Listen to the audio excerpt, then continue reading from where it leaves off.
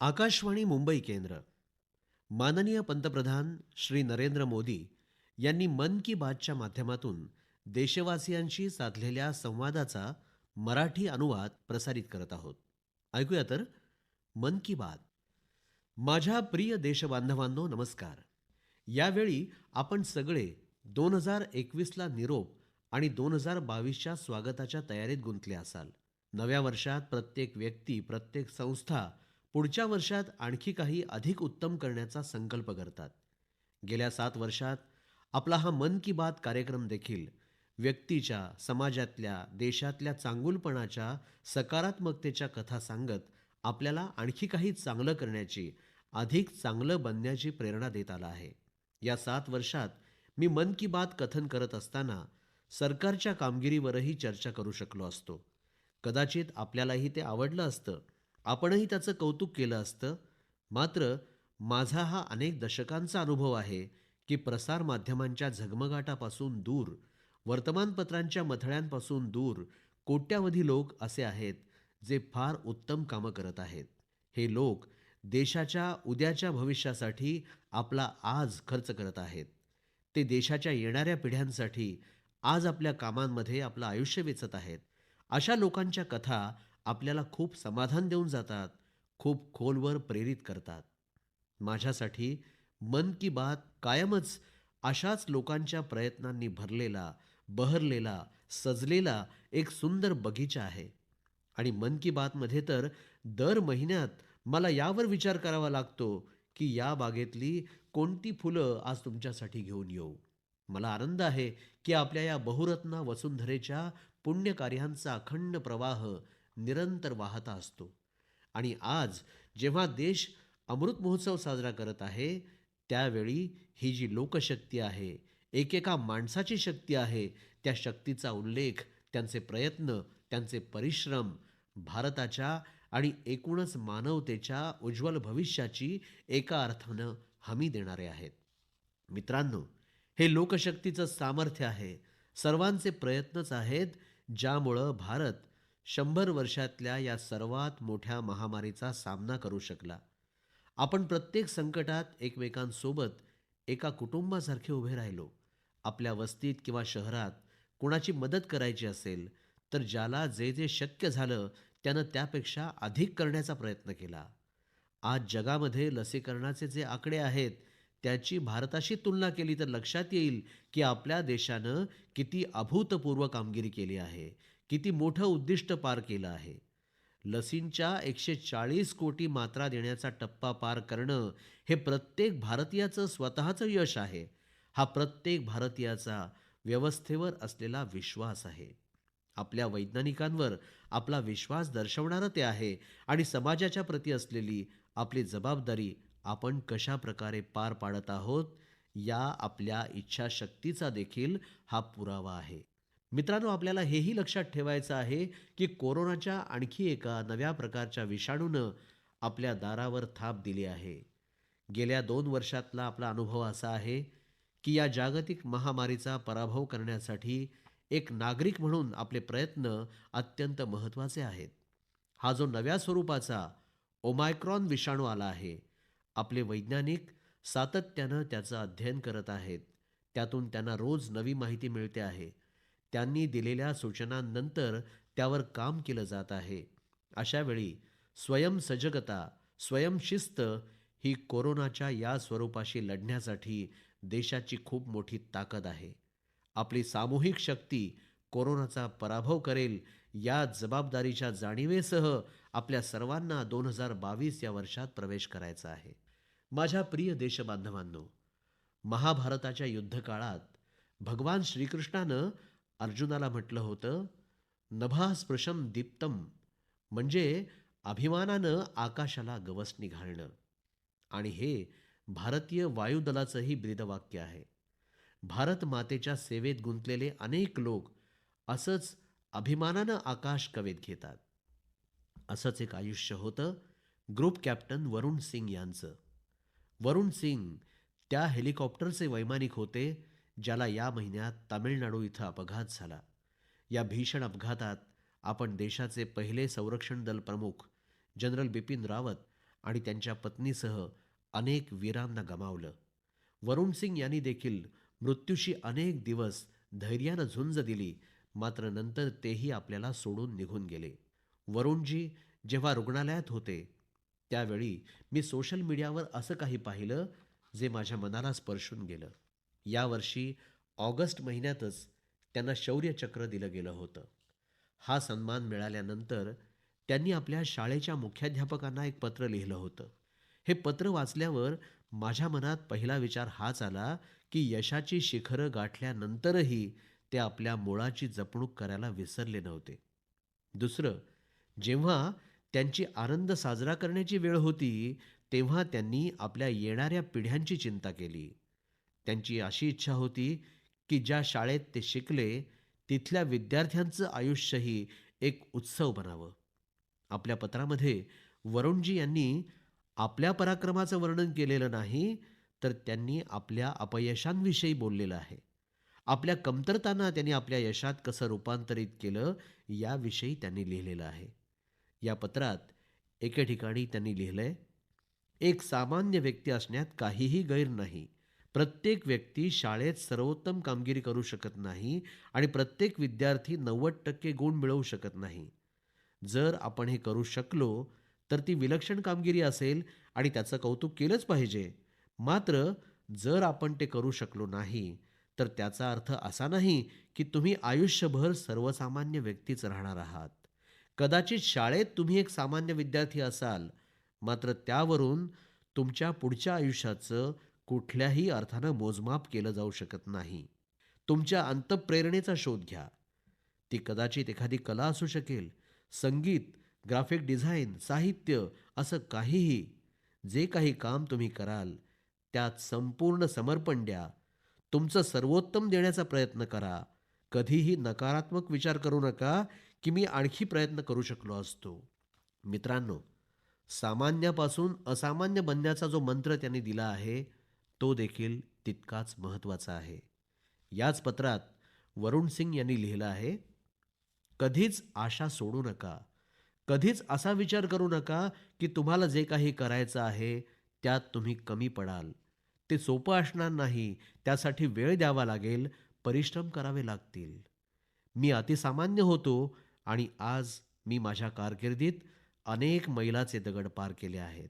तेव्हा हा विचार करू नका, की 12वी बोर्ड परीक्षेचे गुण हे ठरवतील, की तुम्ही आयुष्यात काय मिळवू शकता. स्वतःवर विश्वास ठेवा आणि यासाठी मेहनत करा. वरुणजींनी लिहिलं होतं, की ते एका विद्यार्थ्याला जरी प्रेरणा देऊ शकले, तरी ते देखील खूप असेल.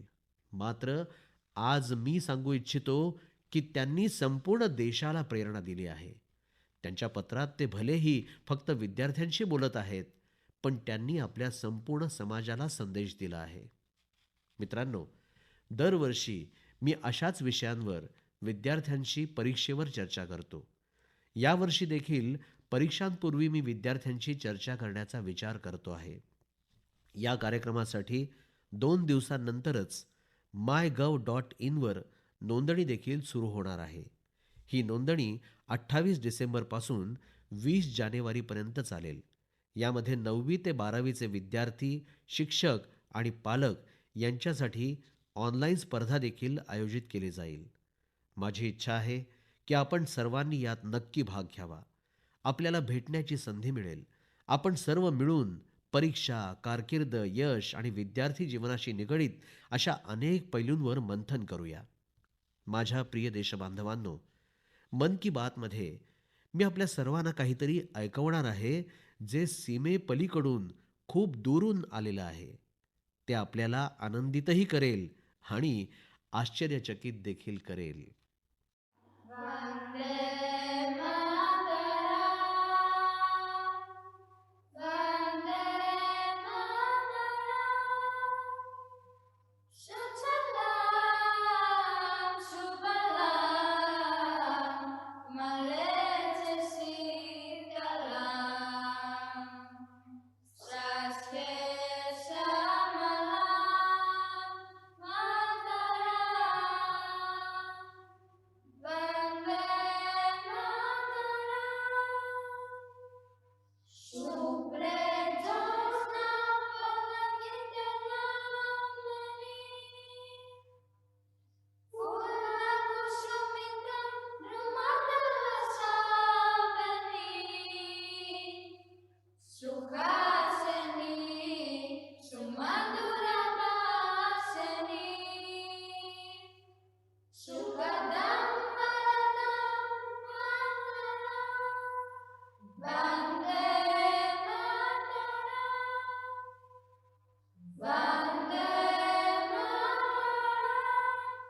मला खात्री आहे की हे ऐकून तुम्हाला खूप चांगलं वाटलं असेल, अभिमान वाटला असेल.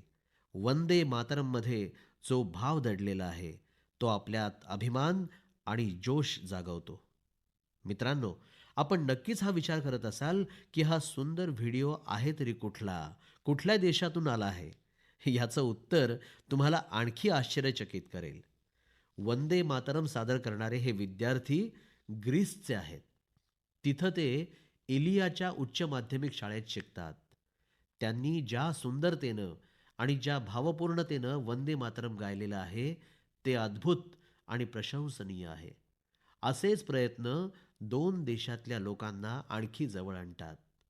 मी ग्रीसच्या या विद्यार्थ्यांचं, त्यांच्या शिक्षकांचं अभिनंदन करतो. स्वातंत्र्याच्या अमृत महोत्सवादरम्यान केलेल्या त्यांच्या या प्रयत्नांची मी प्रशंसा करतो. मित्रहो, लखनौला राहणारे निलेशजी यांच्या एका पोस्टची देखील माझी चर्चा करण्याची इच्छा आहे.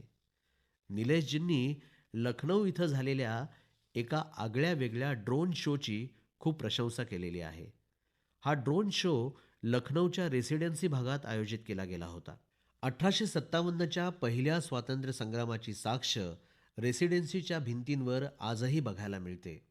रेसिडेन्सीमध्ये झालेल्या ड्रोन शोमध्ये भारतीय स्वातंत्र्य संग्रामाचे वेगवेगळे पैलू जिवंत केले गेले. मग ते चौरी चौरा आंदोलन असो, काकोरी ट्रेनची घटना असो किंवा नेताजी सुभाष यांचं दुर्दम्य साहस आणि पराक्रम असो, या ड्रोन शोनं सर्वांची मनं जिंकली. आपण देखील याप्रमाणे आपल्या शहरातील, आपल्या गावातील स्वातंत्र्य आंदोलनाशी निगडीत वैशिष्ट्यपूर्ण पैलू समोर आणू शकता. यामध्ये तंत्रज्ञानाची खूप मदतही घेऊ शकता. स्वातंत्र्याचा अमृत महोत्सव आपल्याला स्वातंत्र्य लढ्याच्या स्मृती जाग्या करण्याची संधी देतो. त्या अनुभवण्याची संधी देतो. देशासाठी नवे संकल्प करण्याची, काहीतरी करण्याची इच्छाशक्ती दाखवण्याची ही प्रेरणादायी वेळ आहे, प्रेरणादायी संधी आहे. तेव्हा चला, स्वातंत्र्य संग्रामातल्या महान व्यक्तिमत्वांपासून आपण प्रेरणा घेत राहूया. देशासाठी आपले प्रयत्न आणखी मजबूत करूया. माझ्या प्रिय देशबांधवांनो, आपला भारत देश कितीतरी असामान्य प्रतिभांची खाण आहे, ज्यांचं कर्तृत्व इतरांना देखील काहीतरी करून दाखवण्याची प्रेरणा देतं. अशीच एक व्यक्ती आहे तेलंगणातले डॉक्टर कोरेला विठ्ठलाचार्यजी. त्यांचं वय 84 वर्ष. विठ्ठलाचार्यजी याचं उदाहरण आहेत की जेव्हा आपल्याला आपलं स्वप्न पूर्ण करण्याची जिद्द असते, तेव्हा आपलं वय आडवं येत नाही. मित्रांनो, विठ्ठलाचार्यजींची लहानपणापासून एक इच्छा होती की एक मोठं वाचनालय सुरू करावं. देश त्यावेळी गुलामीत होता. काही परिस्थितीमुळे त्यांचं ते स्वप्न तेव्हा स्वप्नच राहिलं. काळ पुढे सरकत गेला. विठ्ठलाचार्यजी प्राध्यापक झाले. त्यांनी तेलुगू भाषेचा सखोल अभ्यास केला. त्यामध्ये अनेक रचनांची निर्मिती देखील केली आणि 6-7 वर्षांपूर्वी ते पुन्हा एकदा आपलं स्वप्न साकार करण्याच्या कामाला लागले. त्यांनी स्वतःच्या पुस्तकांपासून वाचनालय सुरू केलं. आयुष्याची सगळी कमाई त्यांनी या कामात लावली. हळूहळू लोक सोबत येत गेले आणि योगदान देऊ लागले. यदाद्री भुवनागिरी जिल्ह्याच्या रमन्नापेठ भागातल्या या वाचनालयात आज जवळजवळ 2 लाख पुस्तकं आहेत. विठ्ठलाचार्यजी म्हणतात, अभ्यास करताना त्यांना ज्या समस्यांना तोंड द्यावं लागलं, ती वेळ कुणावरही यायला नको. त्यांना हे बघून आज खूप आनंद होतो की मोठ्या संख्येत विद्यार्थ्यांना याचा लाभ मिळत आहे. त्यांच्या प्रयत्नातून प्रेरणा घेऊन इतर गावातील लोक देखील वाचनालय उभारण्याच्या कामी लागले आहेत. मित्रांनो, पुस्तकं, ग्रंथ काही फक्त ज्ञानच देतात असं नाही, तर व्यक्तिमत्व घडवण्याचं, आयुष्य घडवण्याचंही काम करतात. पुस्तक वाचण्याच्या छंदामुळे एका अवर्णनीय आनंदाची अनुभूती मिळते. आजकाल मी पाहतो की अनेक लोक आपण यावर्षी किती पुस्तकं वाचली हे अतिशय अभिमानानं सांगत असतात. तसंच आता यापुढे मला अमुक पुस्तकं वाचायची आहेत असंही सांगतात. हा एक चांगला कल आहे आणि तो वाढला पाहिजे. मी मन की बातच्या श्रोत्यांना सांगू इच्छितो की तुम्ही या वर्षात वाचलेल्या, आपल्याला आवडलेल्या 5 पुस्तकांविषयी सांगावं. यामुळं 2022 मध्ये इतर वाचकांना चांगली पुस्तकं निवडण्यासाठी तुमची मदत होऊ शकेल. सध्याच्या काळामध्ये आपला स्क्रीन टाईम थोडा जास्तच वाढतोय. त्यामुळं पुस्तक वाचन जास्तीत जास्त लोकप्रिय बनलं पाहिजे, यासाठी आपण सर्वांनी मिळून एकत्रितपणे प्रयत्न करूया. माझ्या प्रिय देशबांधवांनो, अलीकडेच माझं लक्ष एका संस्थेनं सुरू केलेल्या वेगळ्या प्रयत्नाकडे वेधलं गेलं. हा प्रयत्न आपल्या प्राचीन ग्रंथांना आणि सांस्कृतिक मूल्यांना केवळ भारतामध्येच नाही, तर संपूर्ण विश्वामध्ये लोकप्रिय बनवण्यासाठी केला गेला आहे. पुण्यामध्ये भांडारकर ओरिएंटल रिसर्च इन्स्टिट्यूट म्हणजेच भांडारकर प्राच्यविद्या संशोधन मंदिर ही संस्था आहे. या संशोधन केंद्रामार्फत इतर देशांच्या लोकांना महाभारताच्या महत्त्वाविषयी परिचय करून देण्यासाठी एक ऑनलाईन अभ्यासक्रम सुरू करण्यात आला आहे. तुम्हाला जाणून आश्चर्य वाटेल की हा अभ्यासक्रम अलीकडेच सुरू झाला आहे, मात्र यामध्ये जो अभ्यासक्रम शिकवला जातोय तो तयार करण्याला प्रारंभ तर 100 वर्षांपूर्वीच झाला होता. ज्यावेळी भांडारकर संस्थेनं या संबंधित अभ्यासक्रम सुरू केला, त्याला जबरदस्त प्रतिसाद मिळाला. या अभिनव उपक्रमाविषयी मी इथं चर्चा करतो, याचं कारण म्हणजे लोकांना समजलं पाहिजे की आपल्या परंपरेमधले वेगवेगळे पैलू कशा प्रकारे आधुनिक पद्धतीनं प्रस्तुत केले जात आहेत. साता समुद्रापल्याडच्या लोकांपर्यंत त्याचा लाभ कसा मिळू शकेल, यासाठी नवोन्मेषी कल्पना प्रत्यक्षात आणल्या जात आहेत. मित्रांनो, आज संपूर्ण विश्वामध्ये भारतीय संस्कृतीविषयी अधिकाधिक माहिती घेण्यामध्ये लोकांची उत्सुकता वाढतीये. वेगवेगळ्या देशाच्या लोकांना फक्त आपली संस्कृती जाणून घेण्यामध्येच उत्सुकता आहे असं नाही, तर तिचा विस्तार करण्यासाठी देखील हे लोक मदत करत आहेत. अशीच एक व्यक्ती आहे सर्बियन स्कॉलर डॉक्टर मोमिर निकिच. यांनी एक द्विभाषी संस्कृत सर्बियन शब्दकोश तयार केला आहे. या शब्दकोशामध्ये समाविष्ट केलेल्या 70,000 पेक्षा जास्त संस्कृत शब्दांचा सर्बियन भाषेत अनुवाद केला गेला आहे. आपल्याला आणखी एक गोष्ट जाणून खूप नवल वाटेल, ते म्हणजे डॉक्टर निकिच यांनी वयाच्या 70व्या वर्षी संस्कृत भाषा शिकली आहे. ते सांगतात की त्यांनी महात्मा गांधी यांचे लेख वाचल्यामुळे त्यांना संस्कृत शिकण्याची प्रेरणा मिळाली. अशाच प्रकारचं उदाहरण मंगोलियाचे 93 वर्षांचे प्राध्यापक जे गेंदेधरम यांचंही देता येईल. गेल्या 4 दशकांमध्ये त्यांनी भारतातल्या जवळपास 40 प्राचीन ग्रंथ, महाकाव्य आणि रचना यांचा मंगोलियन भाषेत अनुवाद केला. आपल्या देशात देखील अशा प्रकारची जिद्द दाखवून कार्यरत असणारे अनेक लोक आहेत. मला गोव्यातल्या सागर मुळेजी यांच्या कामाविषयी, त्यांच्या प्रयत्नांविषयी माहिती घेण्याची संधी मिळाली. शेकडो वर्षांपूर्वीची प्राचीन कावी ही चित्रशैली लुप्त होण्याच्या मार्गावर आहे. त्या कावी चित्रशैलीचं जतन करण्याच्या कामाला त्यांनी जणू स्वतःला वाहून घेतलं आहे. भारताचा प्राचीन इतिहास पाहिला तर आपल्याला कावी चित्रकला दिसून येते, परंतु आता ही चित्रशैली लुप्तप्राय झाली आहे. वास्तविक काव याचा अर्थ लाल माती. प्राचीन काळात या कलेत लाल मातीचा उपयोग केला जात होता. गोव्यामध्ये पोर्तुगाल शासन काळात तिथून पलायन करणाऱ्या लोकांनी इतर राज्यांमध्ये या अद्भुत चित्रकलेचा परिचय इतरांना करून दिला. काळाच्या ओघात ही चित्रकला लुप्त होत होती, मात्र सागर मुळे यांनी या कलेला आता नवसंजीवनी दिली आहे. त्यांच्या या प्रयत्नांचं खूप कौतुकही होत आहे. मित्रांनो, एक अल्पसा प्रयत्न, आपण उचललेलं एक छोटं पाऊल सुद्धा आपल्या समृद्ध कलांचं संरक्षण करण्यासाठी मोठं योगदान देऊ शकतं.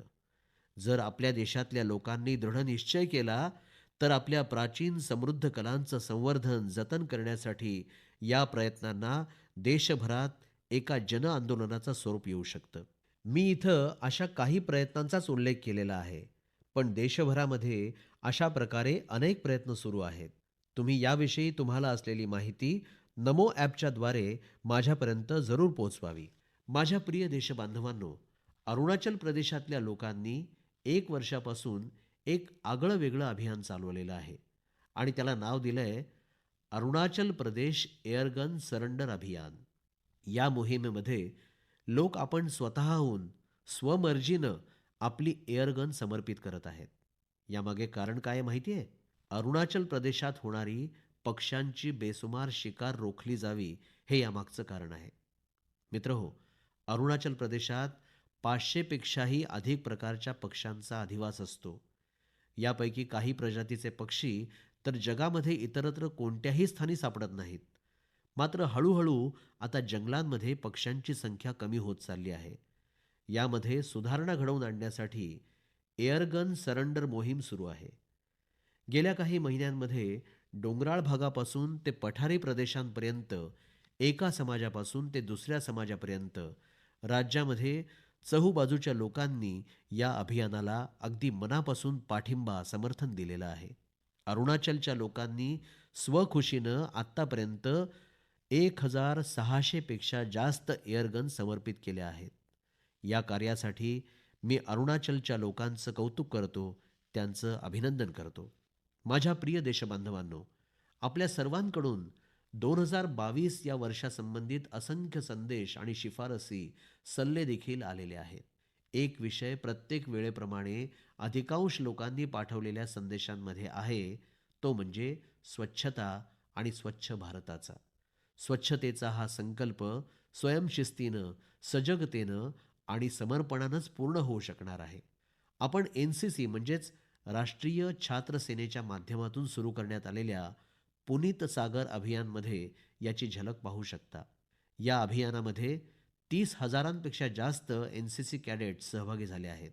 एनसीसीच्या या छात्रांनी अनेक समुद्र किनाऱ्यांवर सफाई केली, प्लास्टिक कचरा काढून तो रिसायकलिंगसाठी एकत्रित केला. आपले समुद्र किनारे, आपले डोंगर जर स्वच्छ असतील तरच ते फिरायला जाण्यालायक असतात. अनेक लोक काही विशिष्ट ठिकाणी फिरायला जाण्याचं स्वप्न आयुष्यभर पाहत असतात, मात्र ज्यावेळी तिथं जातात त्यावेळी समजून किंवा न समजून तिथं कचरा करून येतात. वास्तविक प्रत्येक देशवासियाची ही जबाबदारी आहे की ज्या स्थानी आपण गेल्यानंतर आपल्याला आनंद मिळतो, ते स्थान आपल्याकडून तरी अस्वच्छ किंवा घाण केलं जाऊ नये. मित्रांनो, मला साफ वॉटर या नावाच्या एका स्टार्टअप विषयी माहिती मिळाली आहे. साफ वॉटर हे स्टार्टअप काही युवकांनी सुरू केलेलं आहे. त्याचं काम आर्टिफिशियल इंटेलिजन्स म्हणजेच कृत्रिम बुद्धिमत्ता आणि इंटरनेट ऑफ थिंग्सच्या मदतीनं चालतं. लोकांना त्यांच्या परिसरातल्या पाण्याची शुद्धता आणि गुणवत्ता याच्या संबंधी माहिती यातून मिळू शकते. ही गोष्ट म्हणजे स्वच्छता अभियानातला पुढचा टप्पाच आहे. लोकांच्या स्वच्छ आणि आरोग्यदायी भविष्यासाठी या स्टार्टअपचं महत्त्व लक्षात घेऊन त्याला एक जागतिक पुरस्कार देखील मिळालेला आहे. मित्रांनो, एक पाऊल स्वच्छतेच्या दिशेनं या प्रयत्नांमध्ये संस्था असो अथवा सरकार, सर्वांची भूमिका महत्त्वपूर्ण आहे. तुम्ही सर्व जाणताच की आधी सरकारी कार्यालयांमध्ये जुन्या फाईली आणि कागदपत्रांचा कितीतरी मोठा ढीग रचून ठेवलेला असायचा. ज्या वेळेपासून सरकारनं जुनी कामाची पद्धत बदलण्यास प्रारंभ केला, त्यावेळेपासून या फायली आणि कागदपत्रांचे ढीग डिजिटाईज होऊन संगणकाच्या फोल्डरमध्ये सामावले जात आहेत. जे काही जुनं आणि प्रलंबित कामाचं साहित्य किंवा कागदपत्र आहेत, ते सर्व हटवण्यासाठी मंत्रालयं आणि विभागांमध्ये विशेष मोहिमा राबवल्या जात आहेत. या सफाई मोहिमांमुळे काही रंजक गोष्टीही घडल्या आहेत. टपाल विभागानं ज्यावेळी असं स्वच्छता अभियान सुरू केलं, त्यावेळी जंक यार्ड पूर्णपणे मोकळं झालं. आता या जंक यार्डचं रूपांतर कोर्ट यार्ड आणि कॅफेटेरियामध्ये झालेलं आहे. आणखी एक जंक यार्ड मोकळं झाल्यानं ती जागा दुचाकी वाहनांच्या पार्किंगसाठी वापरली जाऊ लागली. याचप्रमाणे पर्यावरण मंत्रालयानं आपल्याकडे मोकळ्या झालेल्या जंक यार्डच्या जागेचं वेलनेस केंद्रामध्ये रूपांतर केलं. शहरी कार्य मंत्रालयानं तर एक स्वच्छ एटीएम लावलं.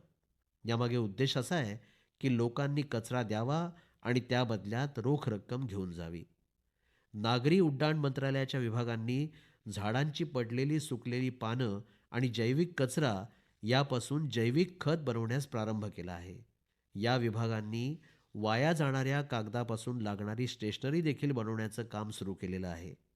आमच्या सरकारी विभागांमध्येही स्वच्छतेसारख्या विषयांवर असंख्य प्रकारच्या नवसंकल्पना राबवल्या जाऊ शकतात, हे दिसून येतं.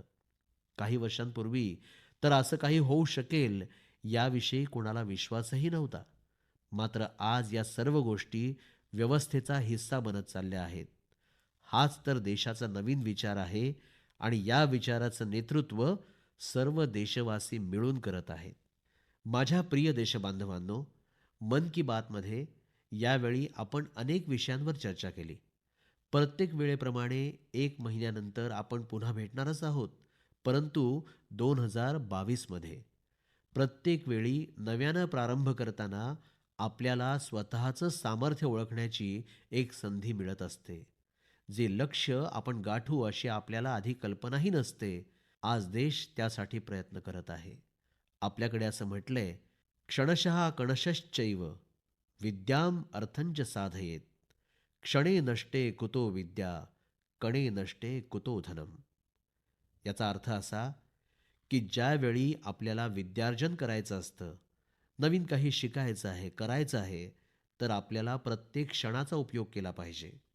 आणि ज्यावेळी आपल्याला धनार्जन करायचं आहे, म्हणजेच आपल्याला उन्नती, प्रगती करायची असेल, तर प्रत्येक कणाचा, याचा अर्थ प्रत्येक स्रोतांचा, साधनांचा योग्य प्रकारे उपयोग केला पाहिजे. कारण क्षण वाया गेला तर विद्या आणि ज्ञान निघून जाईल, आणि कण नष्ट झाला तर धन नष्ट होईल आणि प्रगतीचे मार्ग बंद होतील. ही गोष्ट आपणा सर्व देशबांधवांसाठी प्रेरणा देणारी आहे.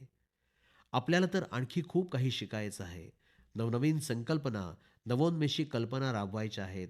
नवनवीन लक्ष्य प्राप्त करायचे आहेत. म्हणूनच आपल्याला एक क्षण देखील वाया घालवून चालणार नाही. आपल्याला देशाला विकासाच्या नवीन उंचीवर घेऊन जायचं आहे. आणि म्हणूनच आपल्याला प्रत्येक स्रोताचा, प्रत्येक साधन सामुग्रीचा वापर करायचा आहे. हा तर एका दृष्टीनं आत्मनिर्भर भारताचाच मंत्र आहे. कारण आपण ज्यावेळी आपल्या स्रोतांचा योग्य प्रकारे वापर करू, त्यांना वाया जाऊ देणार नाही, त्याच वेळी आपण स्थानिक गोष्टींची ताकद ओळखू शकणार आहोत. त्याच वेळी देश आत्मनिर्भर होणार आहे. म्हणूनच चला तर मग आपण आपल्या संकल्पाचं पुनरुच्चारण करूया. खूप भव्य, मोठा विचार करूया, मोठी स्वप्न पाहूया आणि ती स्वप्न पूर्ण करण्यासाठी प्रयत्नांची पराकाष्ठा करूया. आपली स्वप्न काही केवळ आपल्यापुरती मर्यादित असणार नाहीत. आपली स्वप्न अशी असतील की त्याच्याशी आपल्या समाजाचा आणि देशाचा विकास जोडला गेला पाहिजे. आपली प्रगती म्हणजे देशाच्या प्रगतीचे मार्ग मोकळे करणारी असली पाहिजे. आणि म्हणूनच आपल्याला आजच कामाला लागलं पाहिजे. अगदी एक क्षण आणि एक कणही आपण गमावून चालणार नाही.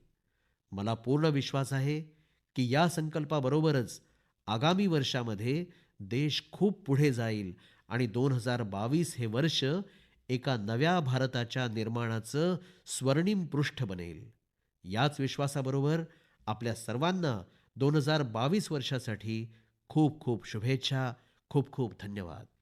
श्रोतेहो, आताच आपण मन की बातच्या माध्यमातून माननीय पंतप्रधान श्री नरेंद्र मोदी यांनी देशवासियांशी साधलेल्या संवादाचा मराठी अनुवाद ऐकलात. ही आकाशवाणीच्या मुंबई केंद्राची निर्मिती होती.